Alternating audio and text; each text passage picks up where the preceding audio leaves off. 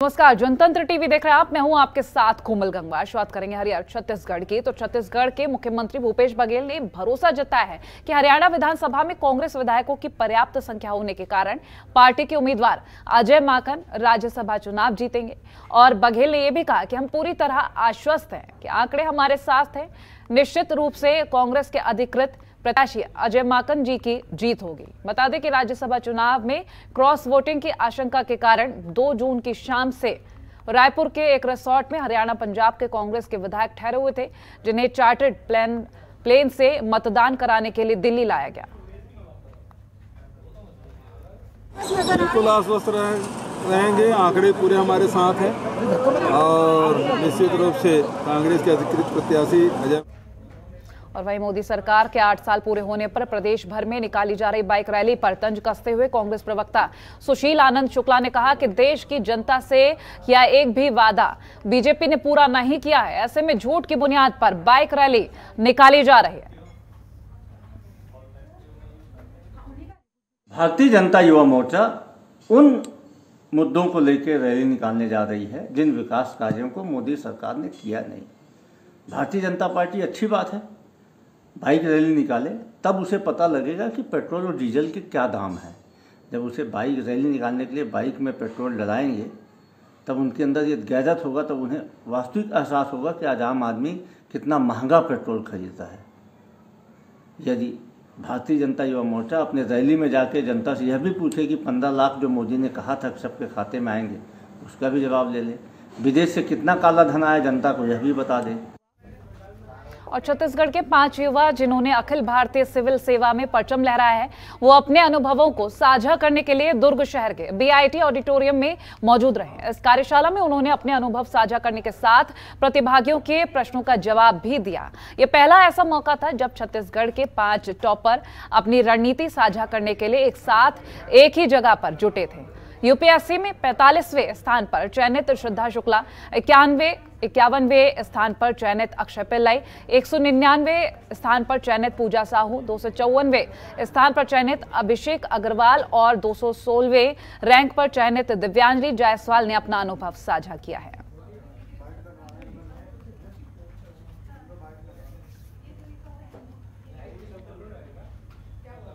और जांजगीर चांपा में जिले में अवैध खनन पर बड़ी कार्रवाई की गई है, जहां रेत और मिट्टी का अवैध खनन करते हुए 4 हाईवा, 11 ट्रैक्टर सहित 15 वाहनों को जब्त किया गया है। बता दें, जिले के अलग अलग थाना क्षेत्रों में अवैध खनन पर दबिश की कार्रवाई लगातार की जा रही है।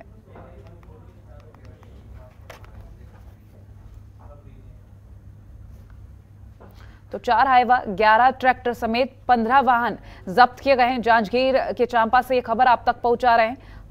रेत और मिट्टी के अवैध खनन के मामले में यह कार्रवाई की गई है।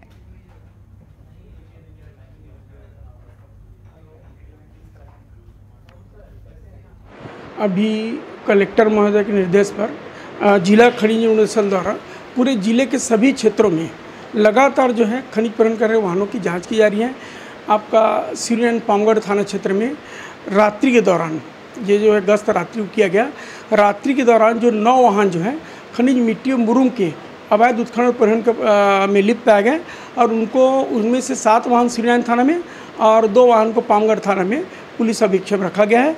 और इसी बीच नवागांव और देवरी क्षेत्र से खनिज रेत का जो अवैध परिवहन कर रहे 6 वाहन जो है उनको जब्त कर बलौदा थाने में सुपुर्द में रखा गया है। और अंबिकापुर के मणिपुर में शादी से इनकार किए जाने पर प्रेमी ने प्रेमिका पर ब्लेड से हमला कर दिया और फरार हो गया। घटना में गंभीर रूप से घायल युवती को अस्पताल में भर्ती कराया गया है।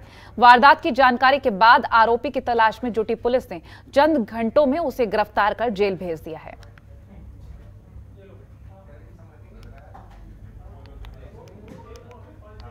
तो शादी से इनकार किए जाने से नाराज था प्रेमी और ब्लेड से हमला कर दिया। गंभीर हालत में युवती अस्पताल में भर्ती कराई गई, जहां उसका इलाज चल रहा है। फिलहाल आरोपी युवक को पुलिस ने गिरफ्तार कर लिया। फिलहाल तस्वीरें भी हम आपको दिखा रहे हैं। और तस्वीर में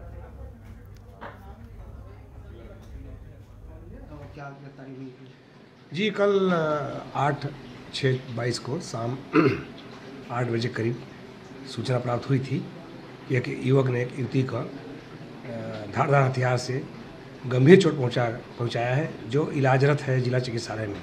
इस सूचना मिलने पर तत्काल हमने वरिष्ठ अधिकारियों को अवगत कराया। मेरे एसपी मैडम, एएसपी साहब, शुक्ला साहब, भावना मैडम और सीएसपी साहब, टीआई साहब, सभी को बता के तत्काल दिशा निर्देश प्राप्त कर तुरंत अपनी टीम के साथ जाकर वहाँ हालात देखा गया तो लड़की घायल अवस्था में थी। डॉक्टर इलाज कर रहे थे। डॉक्टर से बात किया गया, बहुत लंबा चोट था, गंभीर था, खतरे से बाहर थी। उसके बाद तत्काल जांच में लग गए। उसकी बहन की रिपोर्ट पर अपराध क्रमांक 488/22 धारा 341, 307 आईपीसी कायम कर विवेचना मिली है। और चूँकि शहर के बीच दर्रीपाड़ा घटना स्थल था, काफ़ी एक सनसनीखेज मामला जैसा लगा, तो साहब ने तत्काल ही निर्देश दिया। तो रात से ही टीम बना के धरपकड़ हम लगे थे आरोपी का।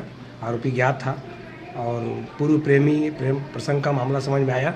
आरोपी को, इसका घर अजमनगर है, जसूरपुर जिला में पड़ता है। वहाँ से उसको एक जंगल की ओर भाग रहा था, जिसे गिरफ्तार करके पकड़े और लाए, पूछताछ किए तो वही प्रेम प्रसंग बताया। शादी के लिए दबाव बना रहा था इन लोगों का, 2 साल से चल रहा है प्रेम प्रसंग। शादी से इनकार की तो उसके चलते गुस्सा में इसने अचानक ब्लेड से वहाँ पर उसको काटा है और गंभीर चोट पहुँचाया है। और विकास के बड़े बड़े दावों के बीच राजनांदगांव जिले में एक ऐसा भी गांव है जहां लोग आज भी झरिया का गंदा पानी पीने को मजबूर हैं। मामला पेंदोड़ी ग्राम पंचायत के मेटा तोड़के गांव का है, जहां ग्रामीण झरिया नदी या नाले में गड्ढा खोदकर पानी इकट्ठा करते हैं, जिससे वो पानी का इस्तेमाल कर सकें। परेशान ग्रामीणों का कहना है कि इस गांव में मूलभूत सुविधा का अभाव है। यहाँ ना ही सड़क है, ना ही बिजली, बावजूद सरकार कोई भी निष्कर्ष नहीं निकाल रही है।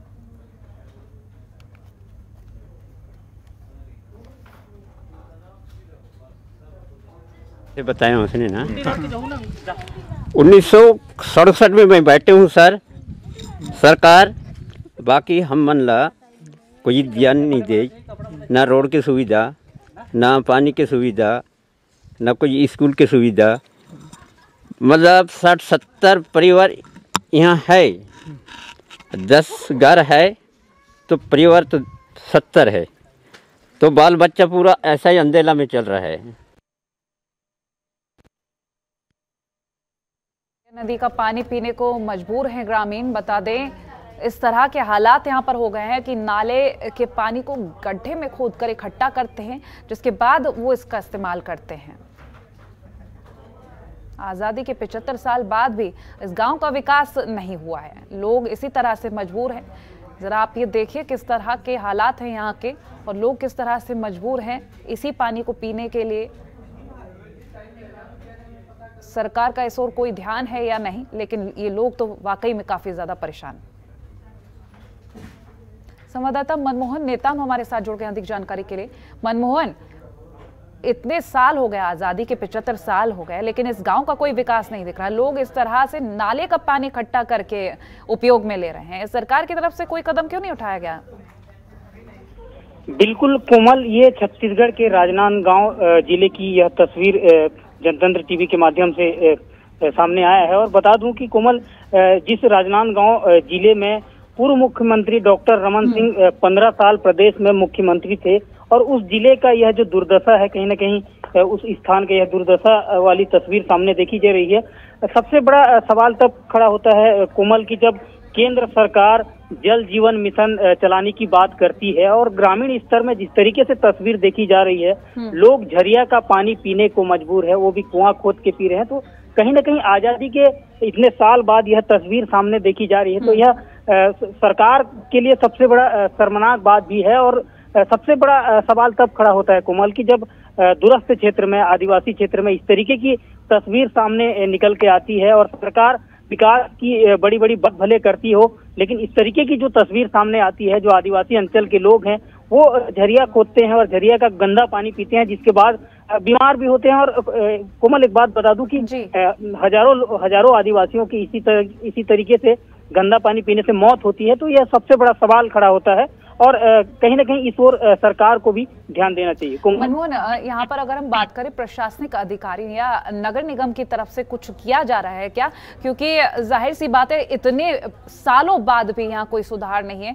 तो या तो आंखें बंद करके प्रशासन बैठ गया है, सरकार बैठ गई, या फिर वाकई में कोई असर ही नहीं हो रहा। क्या कुछ इसको लेकर कहेंगे? बिल्कुल कोमल, आपने सही सवाल किया है। अब तो जिला प्रशासन या जो पीएचई विभाग है वो जनतंत्र टीवी के माध्यम से यह खबर देखेगी तो शायद उसके कान तक जूड़ेंगे। लेकिन बड़ा सवाल तब खड़ा होता है कोमल कि जब केंद्र सरकार जल जीवन मिशन एवं विभिन्न प्रकार की जो योजनाएं संचालित करती है और वह योजना ग्रामीण अंचल तक जाते तक दम तोड़ देती है, तो ये कहीं ना कहीं सबसे बड़ा सवाल तब सामने आता है, क्योंकि यह जो ग्रामीण क्षेत्र है, ग्रामीण क्षेत्र के लोगों को शुद्ध पेयजल तक नहीं दिला पा रही है सरकार। तो यह जो सरकार के जो दावे हैं वह दावों की यहाँ पर पोल खुल रही है कोमल। बिल्कुल, और यहाँ पर जरूरत है कि ध्यान दिया जाए इस ओर, चाहे ये खबर किसी भी वक्त उनके पास पहुंचे, और ऐसे में जरूरी है कि लोगों का खास ख्याल रखा जाए। आपने जिस तरह से बताया कि कई ग्रामीण और कई ऐसे लोग जो इस पानी की वजह से उनकी मौत भी हो चुकी है, और वाकई में ये पानी का रंग यहाँ से जब देखा जा सकता है इतना गंदा, तो सामने से कितना और ज्यादा गंदा होगा। अगर हम बात करें यहाँ के ग्रामीणों की तरफ से, उनकी तरफ से क्या कुछ कहना है?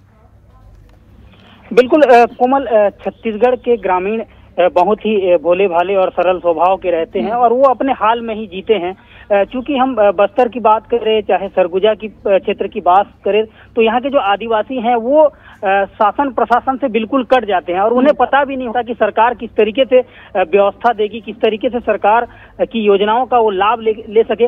लेकिन जिम्मेदार इस ओर बिल्कुल ध्यान नहीं देते, क्योंकि जो जिम्मेदार हैं, जो जिला प्रशासन है या जो पीएचई विभाग के जो जिम्मेदार अधिकारी हैं, उन्हें उस गांव का सूद लेने का मौका ही नहीं मिल रहा है। और सूद लेंगे भी कैसे, क्योंकि वो एसी कमरे में बैठकर ही मॉनिटरिंग करते हैं। तो कोमल, ये जो जिला प्रशासन है इसे इस ओर बिल्कुल ध्यान देना चाहिए, क्योंकि जो ग्रामीण जिस तरीके से गंदा पानी पी रहे हैं, तो उनका भी हक बनता है कि उन्हें भी शुद्ध पेयजल मिले, क्योंकि वो भी भारत के नागरिक हैं, वो भी मतदाता हैं। तो इस पूरे मसले को लेकर अब जिला प्रशासन को भी कदम उठाना चाहिए। और एक बात और बता दूं कोमल कि जनतंत्र टीवी जिस तरीके से अब खबर को अभी चला रहा है, तो जिला प्रशासन के साथ प्रदेश सरकार को भी इस ओर बिल्कुल ध्यान देना चाहिए और प्रदेश सरकार को उस गाँव में त्वरित पेयजल की व्यवस्था करनी चाहिए। जाहिर सी बात है। मनमोहन, बहुत शुक्रिया फिलहाल ये जानकारी हमसे साझा करने के लिए। तो ऐसे में जरूरत है कि अगर योजना के लाभ पहुंचाने की कोशिश की जा रही है तो कमी कहां है, हीला हवाली आखिर कहां हो रही है, एक्शन लेने की बेहद जरूरत है यहां पर।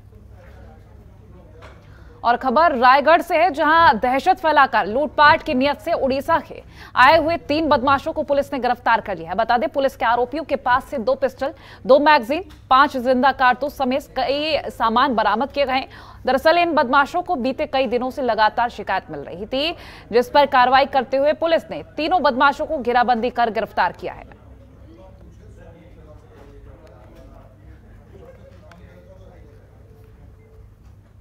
वहाँ पे हर्ष मिनरल्स करके एक क्रशर है, उसमें 3 रात को 3 नकाबपोश लोग आए थे और उन्होंने डरा धमका कर वहाँ पे जो मुंशी और अन्य स्टाफ था उनको काफ़ी देर तक डराया, उनके वहाँ के मालिक के बारे में पूछा, मालिक के नाम से उनको धमकाया और फिर वहाँ से एक मोबाइल, ताकि वो किसी को इन्फॉर्म ना करें, और 3000 रुपये कैश वहाँ से लेके फ़रार हो गए थे। हम काफ़ी लोगों से पूछताछ करने के बाद में और उसके बाद में हमको लगा कि ये शायद बाहर के लोग हैं जिन्होंने इस तरह के इंसिडेंट किए, तो उस पर निगाह रखे हुए थे। कुछ समय बाद 2 दिन पहले एक सूचना फिर से सरिया मिली कि कुछ लोग 3 लड़के हैं, वो मोटरसाइकिल पे आए हैं और लोगों को हथियार दिखा के धमका रहे हैं। तो उन्होंने उनको इंटरसेप्ट किया, तुरंत वहाँ पे पहुँचे, तो पुलिस को आता देखकर उन्होंने फायर करके भागने की उन्होंने कोशिश की। पुलिस ने उनको दौड़ा के पकड़ा। तो उन लोगों से पुलिस को 2 हथियार भी जब्त हुए और काफ़ी और भी सामान मिला जो उन्होंने लूटपाट में काम लेते थे। और वहीं बेमेतरा पुलिस ने एक इनामी नक्सली को गिरफ्तार करने में सफलता पाई है। दरअसल रायपुर रोड पर स्थित एक प्राइवेट अस्पताल में नक्सली का बीते 3 दिनों से इलाज चल रहा था, जिसकी जानकारी मिलने के बाद मौके पर पहुंचे पुलिस ने अस्पताल को सील करते हुए नक्सली को गिरफ्तार कर लिया है। और वहीं अस्पताल के डायरेक्टर को रिमांड पर लेकर पूछताछ की जा रही है।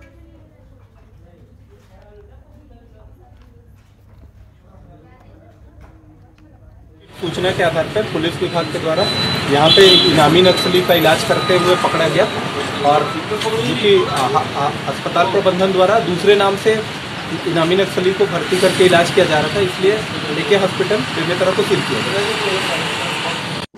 अभी फिलहाल एक नक्सली पकड़ा गया है सूचना पर, उससे पूछताछ जारी है और जो भी खुलासा होंगे वो आपके सबके साथ शेयर किए जाएंगे। कैसे जानकारी मिली थी कि नक्सली यहाँ पर आए हुए, कहाँ से? सूचना इनपुट मिला था हमको, उसी इनपुट पर कार्रवाई की गई।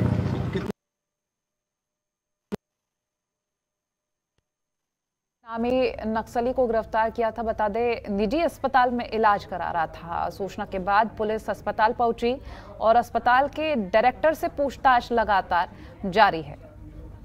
ईश्वर सिंह राजपूत संवाददाता हमारे साथ फोन लाइन पर जुड़ गए हैं अधिक जानकारी के लिए। ईश्वर, आपसे जाने, नक्सली निजी अस्पताल में इलाज करा रहा था, भनक नहीं लगी, क्या कुछ अपडेट है?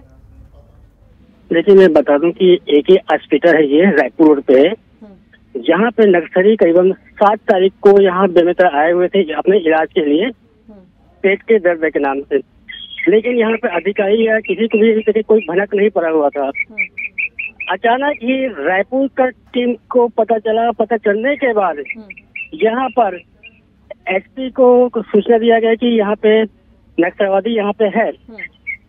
उसके बाद यहाँ पे पहुँच कर नक्सली को तुरंत पकड़ने के लिए एसपी, कलेक्टर व पुलिस का टीम सब वहाँ पे पहुंचे और पहुंचने के बाद उसको पकड़ा गया वहाँ पे। तमाम ये जानकारी हमसे साझा करने के लिए। तो निजी अस्पताल में इलाज करा रहा था नक्सली, फिलहाल पुलिस पूछताछ कर रही है। कोरबा में SECL कुसमुंडा GM कार्यालय से अनोखी खबर सामने आई है, जहां प्रबंधन को अपनी जमीन दिए जाने के बाद भी नौकरी नहीं मिलने पर राधेश्याम कश्यप नामक युवक अपना बोरिया बिस्तर लेकर GM कार्यालय के बाहर लेट गया।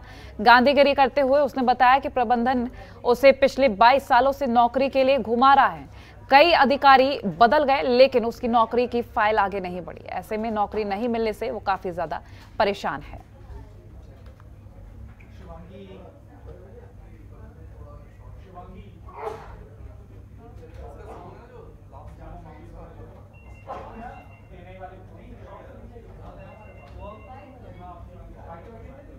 तो नौकरी के नाम पर सालों से घुमाने का आरोप लगा है।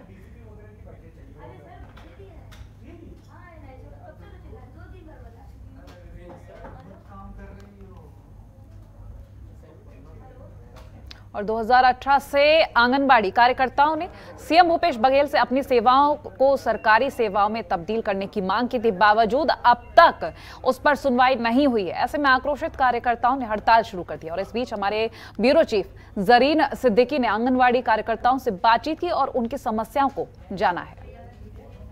वक्त देश में पेट्रोल की कीमत 100 रुपये पार है, उस वक्त आंगनबाड़ी कार्यकर्ताओं को 6,500 रुपये दिया जाता है। लगातार धरना आंदोलन कर रहे हैं, बावजूद इसके अभी तक मांग नहीं सुनी गई है। आंगनबाड़ी कार्यकर्ताओं के साथ सबसे अहम बात जो ये है कि 2018 में मुख्यमंत्री भूपेश बघेल स्वयं आए थे पंडाल में और उन्होंने कहा था कि आपका वेतन भी बढ़ाएंगे और आपको परमानेंट भी करेंगे। और हमारे साथ आंगनबाड़ी कार्यकर्ता धरना स्थल पे मौजूद हैं, हम उनसे बात करके जानते हैं कि आखिर में क्या माजरा है। ये बताइए कि आपको किस तरह, आपकी मांग क्या है और आपको आश्वासन किसने दिया था? जी, हमारी तो 6 मांग है और 6 मांग में प्रमुख मांग है हमारी शासी कर्मचारी किए तक के जन घोषणा में पत्र में किए गए वादे के अनुसार कलेक्टर दर दिया जाए। दूसरी मांग है हमारी पर्यवेक्षक, जो रिक्त पद है पर्यवेक्षक, उसमें कार्यकर्ताओं को लिया जाए बिना परीक्षा और आयु से हम छूट देते हुए, और कार्यकर्ता पद में वैसी सहायिका को भी लिया जाए। ऐसी हमारी 6 मांगे हैं और ये सब मुख्य। मेरा सवाल ये है कि क्या आपके पास सीएम ने कुछ आश्वासन दिया था?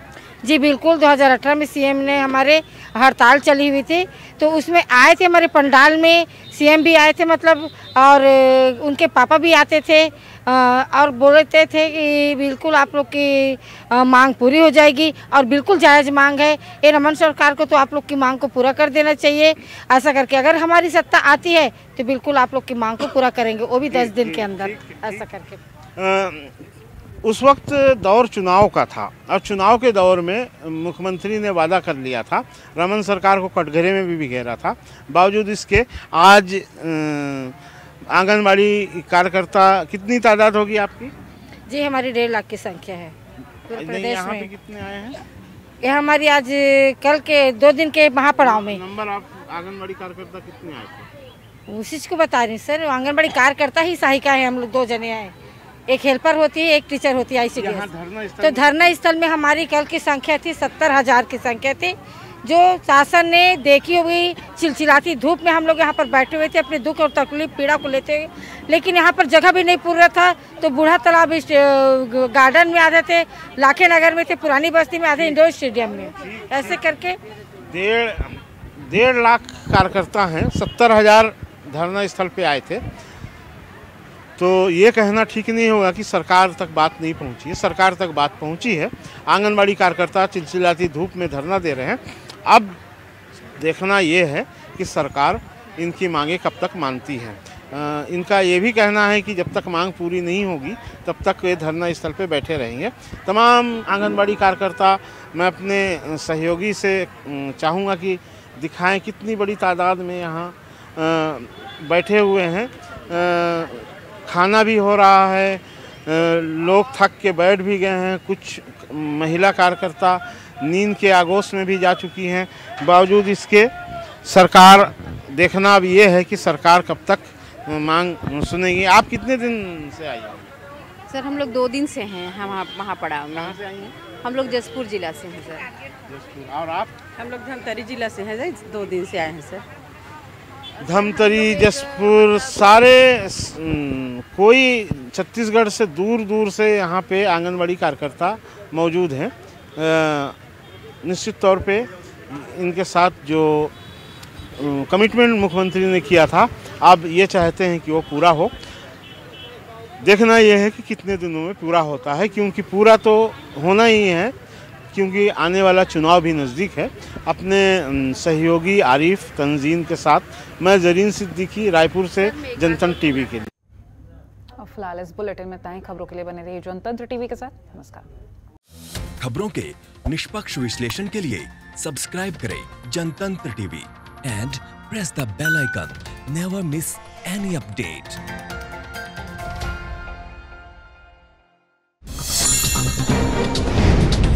डाउनलोड कीजिए जनतंत्र टीवी ऐप को, जो कि अवेलेबल है गूगल प्ले और ऐप स्टोर पर। अधिक जानकारी के लिए अभी डाउनलोड करें।